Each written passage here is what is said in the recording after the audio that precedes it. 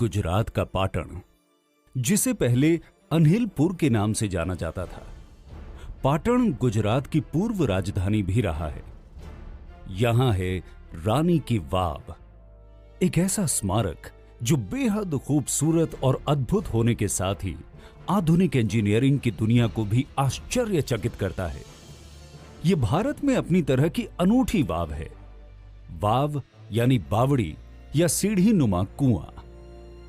जहां ज्यादातर स्मारक राजाओं द्वारा अपनी रानी की याद में निर्मित कराए गए हैं, वहीं रानी की वाव ऐसा स्मारक है जिसे एक रानी ने अपने राजा की याद में बनवाया है। इस बावड़ी का निर्माण सोलंकी राजवंश की रानी उदयमती ने अपने पति भीमदेव प्रथम की याद में 11वीं सदी में कराया था। ये बावड़ी न सिर्फ जल प्रबंधन प्रणाली में भूजल संसाधनों के उपयोग की तकनीक का बेहतरीन उदाहरण है, बल्कि भारतीय भूमिगत वास्तु संरचना का भी सबसे विकसित नमूना है। रानी की वाव सभी बावड़ियों में सबसे बड़ी और सबसे ज्यादा अलंकृत है, साथ ही मारू गुर्जरा आर्किटेक्चर का उत्कृष्ट नमूना है। इसका निर्माण उल्टे मंदिर की तरह किया गया है, यानी डोम नीचे और स्तंभ ऊपर की ओर है। इसमें नीचे से ऊपर की ओर 7 सीढ़ियों की कतारें हैं। 7 मंजिला इस वाव की हर मंजिल पर बहुत ही उच्च कलाकृतियों का निर्माण किया गया है, जिनकी मुख्य विषय वस्तु भगवान विष्णु के रूप और अवतार हैं। लगभग 70 मीटर लंबी, 23 मीटर चौड़ी और 28 मीटर गहरी इस वाव में 500 से भी ज्यादा मुख्य कलाकृतियां और 1000 से भी ज्यादा छोटी कलाकृतियां हैं। इन मूर्तियों में भगवान विष्णु के 24 रूपों और 8 अवतारों के अलावा नागकन्या, योगिनी जैसी सुंदर अप्सराओं की कलाकृतियां भी बनाई गई हैं। इन मूर्तियों की चमक देखकर ऐसा लगता है जैसे इन्हें वर्तमान समय में ही बनाया गया हो।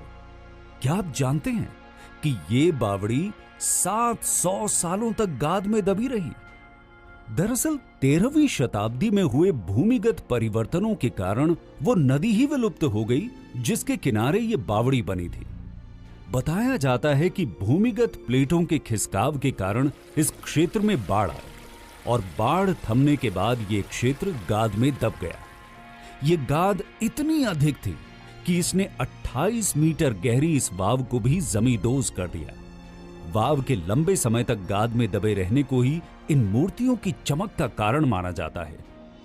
रानी की वाव को दोबारा ढूंढ निकालने के पीछे भी एक लंबी कहानी है। दरअसल भारतीय पुरातत्व विभाग ने 1950 के दशक के मध्य में इसका उत्खनन शुरू किया, जो लगभग 40 सालों तक जारी रहा।